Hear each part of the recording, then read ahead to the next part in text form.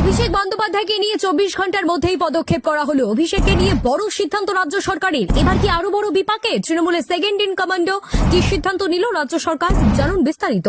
সোনারপুরে তৃণমূল সাংসদ অভিষেক বন্দ্যোপাধ্যায়ের উপর হামলার ঘটনার পর তার নিরাপত্তা নিয়ে নতুন করে সিদ্ধান্ত নিল রাজ্য সরকার।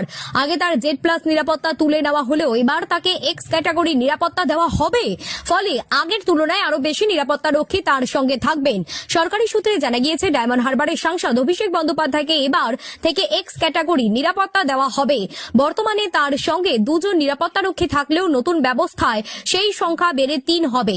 তৃণমূল সরকারের সময় একেবারে অভিষেক বন্দ্যোপাধ্যায় Z+ ক্যাটাগরি নিরাপত্তা পেতেন। বিভিন্ন জেলা সফরে তার কনভয়ে থাকা গাড়ির সংখ্যা এবং নিরাপত্তার বহন নিয়ে বিরোধীরা একাধিকবার প্রশ্ন তুলেছিল। রাজ্য সরকার পরিবর্তনের পর মুখ্যমন্ত্রী হিসেবে দায়িত্ব নেওয়ার পর শুভেন্দু অধিকারী সাংসদ ও অন্যান্য গুরুত্বপূর্ণ ব্যক্তিদের নিরাপত্তা ব্যবস্থা খতিয়ে দেখার নির্দেশ দেন।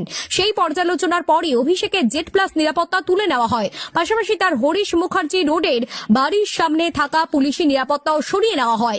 তখন সরকারের তরফ থেকে বলা হয়েছিল, একজন সাংসদ হিসেবে যতটা নিরাপত্তা প্রয়োজন ততটাই তাকে দেওয়া হবে।